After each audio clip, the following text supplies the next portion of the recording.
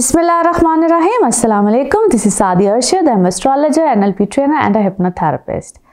कैसे हैं जनाब आप सब? मुझे उम्मीद है बिल्कुल खैरियत से होंगे। अल्लाह ताला आपको हमेशा ऐसे ही अपने हिफ्ज़ मान में रखे। दुआ हमेशा ऐसे ही करते रहना चाहिए। क्या पता किस वक्त किस घड़ी किसकी दुआ कबूल हो जाए। मेरा ईमान ऐसा ही है। मैं उम्मीद करती हूँ आप सबका ईमान भी ऐसा ही होगा। आज हम इस हफ्ते में एक ख़ुसूसी बात करेंगे, यानी कि स्पेशल बात करेंगे। जैसे कि आपको पता है कि मैं हमेशा कोई ना कोई ख़ास टॉपिक पे बात करती हूँ।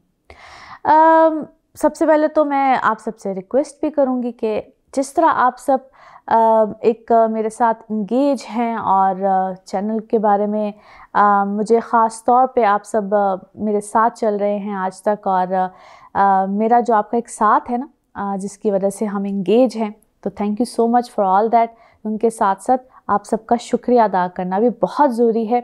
ऐसे ही मेरा अपना साथ रखिए ताकि हम जितनी भी मेरी कोशिश होती है कि आपको किसी नए मौजू पे एस्ट्रोलॉजी के हवाले से तो हम बात करते ही रहते हैं।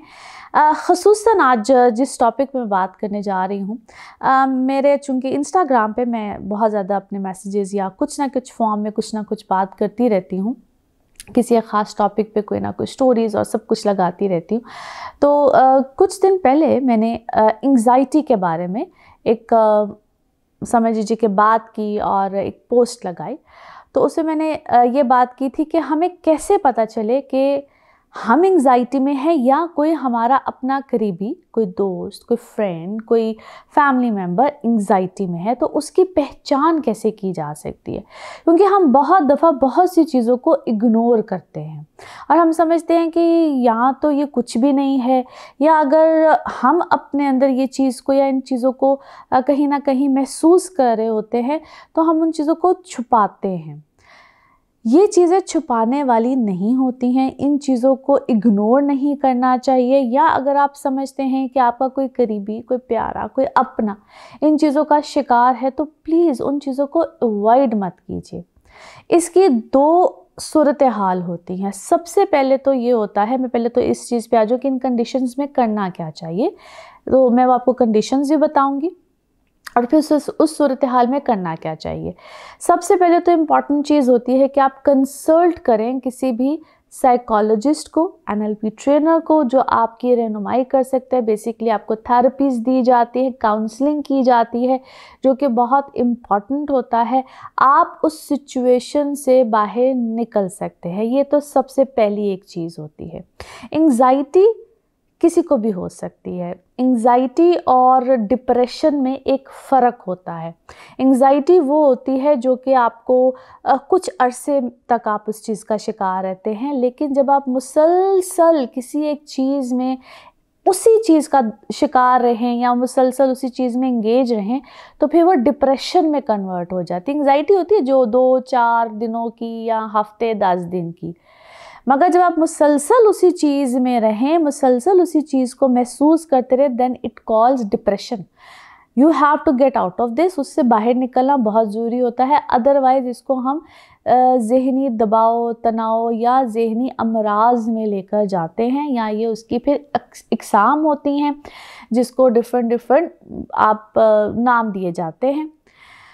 अच्छा जी, उसके बाद एक तो ये इसका हल होता है। अदरवाइज़ अगर आप उन चीज़ों से नहीं बाहर निकल सकते या नहीं बाहर आते हैं विद द काउंसलिंग, जो कि बड़ी इम्पॉर्टेंट होती है, मैं समझती हूँ तकरीबन 70 to 90% लोगों को इस थेरेपीज़ की, इस काउंसलिंग की ज़रूरत होती है।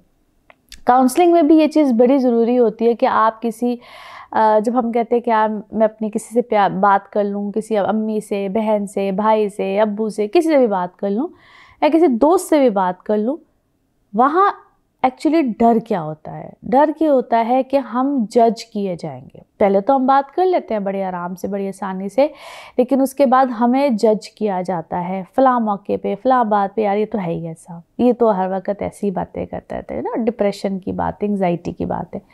तो फिर हम वहाँ पे घबरा जाते हैं। और तो इसका सबसे बेहतरीन हल ये होता है कि किसी प्रोफेशनल के पास जाइए, जो आपको आपके बिहेवियर, आपकी हर चीज़ को देखते हुए, देखिए एक प्रोफेशनल को पता होता है कि आपको किस तरह से एक जोन से दूसरे जोन में लेकर जाना है दे नो बेटर। जिस तरह मैंने भी आपसे कहा है कि कोई साइकोलॉजिस्ट हो, NLP ट्रेनर हो, NLP ट्रेनर्स का भी एक्चुअली जिस तरह मैं NLP ट्रेनर, मुझे पता है कि यहाँ पे पाकिस्तान में तो बहुत कम कॉन्सेप्ट है, जबकि एक NLP ट्रेनर, एक साइकोलॉजिस्ट बहुत अच्छे होते हैं, trust me, they know very well, मगर NLP ट्रेनर उससे भी बेहतर तरीके से, क्योंकि आपको साथ साथ थेरेपीज़ कराई जाती है। NLP ट्रेनर का काम होता है आपको साथ साथ थेरेपीज़ कराते हैं। एनी हाउ जी, फिर अगर उस चीज़ से आपको फाका ना हो, आपके अंदर बेहतरी ना आए, तो फिर आ जाते हैं साइकेट्रिस्ट, यानी कि मेडिकल प्रोसेस से आपको साथ साथ आपकी उस बीमारी की तशख़ीस करते हुए आपको एक साइकोलॉजिस्ट या NLP ट्रेनर ही आपको रिकमेंड कर सकता है कि now you need any kind of medicine. तो फिर आपको मेडिसिन या मेडिकल प्रोसेस में लेकर जाया जाता है। तो बेहतर होता है कि आप उसको फॉलो करें। देखिए, जब तक आप किसी, कहते हैं ना, टर्न बाय टर्न किसी प्रोसेस में जाएं, तो आप उस चीज़ को फॉलो करते हैं तो आपके अंदर बेहतरी आती है। अच्छा, अब जिस पोस्ट की मैं बात कर रही हूँ कि मैंने आपसे ज़िक्र किया और मैंने आपको बताया कि मैंने इस चीज़ को आपके साथ शेयर किया था, तो सबसे पहले तो उसमें मैंने पोस्ट में शेयर किया था कि how to recognise anxiety in yourself and others. उसमें जो डिफरेंट चीज़ें होती हैं, आप देखेंगे अक्सर लोग बहुत ज़्यादा, अब मैं उस चीज़ पे आती हूँ कि होता कि आप देखेंगे कि कुछ लोग बहुत ज़्यादा ओवर थिंकिंग में होते हैं, बार बार सोचना, उसी चीज़ को मुसलसल सोचना, ये एक सबसे पहली निशानी होती है कि आप एंग्जाइटी का शिकार हैं। समटाइम्स वो उलझन होती भी नहीं है, वो कोई चीज़, कोई मामला ऐसा होता भी नहीं है, लेकिन आप मुसलसल उसी चीज़ में रहना शुरू कर देते हैं। तो ये एक सबसे फर्स्ट इंडिकेशन होता है। इसके बाद आप अक्सर लोगों को देखेंगे कि उनको मेमोरी के इशू रहना शुरू हो जाते हैं, या यादाश्त, अक्सर चीज़ें याद नहीं रहती, भूलना शुरू हो जाते हैं। और भूलने में भी दो तरह के इशू होते हैं। कुछ लोग तो छोटी छोटी या कभी कभी कोई बात भूलना शुरू होते हैं, और फिर कुछ लोगों को अच्छी खासी यादाश्त का प्रॉब्लम रहना शुरू हो जाता है। इसका मतलब है कि वो अपनी चीज़ों को रजिस्टर नहीं कर पाते, यानी कि कब क्या हुआ था, किस तरह से हुआ था, किस वक्त में। क्योंकि अल्लाह ताला ने दिमाग को भी ना, एक दिमाग हमारा कंप्यूटर की तरह होता है। कुछ मेमोरीज़ हमने रखनी होती है, कुछ मेमोरीज़ हमारी ऑटोमेटिकली डिलीट हो जाती हैं, क्योंकि हमने नई मेमोरीज़ को, नई अच्छी बातों को याद रखना होता है। कुछ लोग अपनी वही पुरानी चीज़ों में, वही पुरानी मेमोरीज़ में फंस जाते हैं। मैं अक्सर कहती हूँ कि रिकॉर्ड फंस जाता है वहाँ पे। तो उन मेमोरीज़ को डिलीट करना दिमाग से बहुत ज़रूरी होता है, बट वो लोग कर नहीं पाते हैं। तो एनी हाउ वो चीज़ वहाँ पे आपकी फंस जाती है, आप मेमोरीज़ में लॉस हो जाते हैं, आप याद नहीं कर पाते पुरानी किसी बात को, पुरानी किसी चीज़ को। तो ये एक दूसरी प्रॉब्लम आती है। तीसरी चीज़ होती है इंसोमिया, जिसको हम कहते हैं कि रात को अक्सर नींद नहीं आती है, नींद उड़ जाती है। और आप अपने इर्द गिर्द देखिए, आपके अपने प्यारों में आप शायद खुद इस चीज़ का शिकार हो कि नींद का ना आना, ये एक बहुत बड़ी प्रॉब्लम होती है, जिसको तकरीबन हम एंग्जाइटी प्रॉब्लम्स इन सब चीज़ों में लेकर जाते हैं। ये इंसान एंग्जाइटी का शिकार होता है। अच्छा जी, फिर आप अक्सर देखेंगे कि आप जिस वक्त भी कोई एंग्जाइटी या कोई ऐसी बात या आप कोई ऐसी चीज़ सुन लेते हैं, तो हार्ट बीट एकदम से तेज़ हो जाती है, दिल की धड़कन तेज़ हो जाती, और ऐसे लगता है कि जिसका दिल उछल के बाहर आ जाएगा, पल्पिटेशंस जिसको कहते हैं कि तेज़ हो जाती है। तो ये भी एक इंडिकेशन है दैट आप एंग्जाइटी की तरफ जा रहे हैं। तो इन चीज़ों को मैं बार बार कह रही हूँ कि ईजी नहीं लेते हैं। अच्छा जी, बहुत ज़्यादा सर में दर्द रहना, आप अक्सर सुनेंगे जी मेरे सर में दर्द हो रही है, मेरे सर में दर्द हो रही है। तो सर दर्द के ऊपर मैं एक डिफरेंट सेपरेट वीडियो भी आपके साथ शेयर करूँगी कि बेसिकली सर दर्द कितने किस्मों की होती हैं। लेकिन ये सर दर्द भी जो अक्सर रहती है, और ये सर दर्द भी एक एंग्जाइटी होती है, क्योंकि कोई भी बात सुन के उसको बर्दाश्त नहीं होती और एकदम से लगता है बस सर दर्द शुरू हो गया, मेरे सर में दर्द शुरू हो गया है। तो ये भी एक वन ऑफ द एंग्जाइटी की एक निशानी है कि वो अक्सर सर में दर्द रहता है जी, अक्सर सर में दर्द रहता है। तो this is one of the type या एक निशानी है कि आप एंग्जाइटी का शिकार हो रहे हैं। फिर आपने अक्सर ये अगर आपको होता है, मैं इसलिए बता रही हूँ कि क्या क्या निशानियाँ होती हैं। आपको सांस लेने में अगर प्रॉब्लम हो, अक्सर लोगों को एकदम से सांस लेने में दुश्वारी या दिक्कत पेश आती है, तो ये भी एक निशानी है कि आप इस तरफ जा रहे हैं। अच्छा जी, फिर उसके बाद बात पे किसी भी चीज़ की ना भी कोई छोटी सी भी बात हो तो कहना कि मैं बहुत परेशान हूँ, मुझे इस चीज़ की परेशानी है, मुझे इस चीज़ की परेशानी है। तो हर वक्त एक वरी में रहना, एक कॉन्शियस रहना, मुझे अपनी परेशानी को छोड़ के दूसरों की परेशानी भी हर वक्त, इसकी परेशानी, उसकी परेशानी, तो ये एक तबीयत का हिस्सा बन जाता है कि बस हर बात पे परेशानी लेते रहना, अंदर ठहराव नहीं रहता, अंदर सब्र नहीं रहता। तो ये भी एक काइंड ऑफ उसी की तरफ इंडिकेशन होती है। अच्छा, फिर उसके बाद एक और चीज़ जो कि आप सबसे ज़्यादा देखेंगे कि पेशेंस नहीं रहता, जिसको मैंने अभी बोला था कि सब्र नहीं रहता, हर चीज़ में जल्दी होती है, बस ये अभी हो जाए, अभी इसी वक्त बस मुझे ये चाहिए, पेशेंस नहीं रहता है, अभी इसी वक्त ये होना चाहिए। तो ये भी एक आप देखेंगे, वो बस कहेंगे बस अभी हो जाए, अभी हो जाए, अभी हो जाए। तो ये सब चीज़ें एक इंडिकेशंस हैं। अच्छा जी, उसके बाद एक और चीज़ जिसको आप बहुत ज़्यादा देखेंगे और खुदा न खास्ता कई लोगों को आप देखेंगे कि अक्सर पैनिक अटैक्स आते हैं, पसीने बहुत ज़्यादा और एकदम से लगेगा बस पैनिक अटैक। इन चीज़ों को इजी नहीं लेना चाहिए या ये नहीं समझना चाहिए कि बस ये आज हो गया तो शायद कल नहीं होगा या परसों नहीं होगा। दीज आर द इंडिकेशंस कि अब ये शख्स या तो काउंसलिंग से ही ठीक होगा या खुदा न खास्ता समटाइम्स ये स्टेप अल्लाह ना करे फिर मेडिसिन या इन सब चीज़ों की तरफ जाने चाहिए। मगर मैंने जैसे कहा है और अभी आपको एक्सप्लेन किया है शुरू में, इसीलिए मैंने बात की थी कि सबसे पहले go and consult a psychologist और NLP trainer. They can recommend you, वो आपको रिकमेंड कर सकते हैं कि अब आपने अगले किस मरहले में जाना है। और देखिए, अपने जिस भी आप डॉक्टर के पास जाए या जिस भी आप ट्रेनर के पास जाए, बड़ा सोच समझ के जाइए। और मैं सबसे रिक्वेस्ट भी करती हूँ जो भी इस पेशे से रिलेटेड होते कि ज़िंदगियों से नहीं खेलना चाहिए, आपको बड़े एहतियात से मोहतात होके बात भी सुननी चाहिए जो भी इस प्रॉब्लम से रिलेटेड है और उनको सही मशवरा भी देना चाहिए। और आप अक्सर देखेंगे एक और चीज़ जो कि बहुत है कि अक्सर लोगों का स्टमक ख़राब रहता है, स्टमक कभी लूज़ हो जाता है, कभी कॉन्स्टिपेशन रहती है।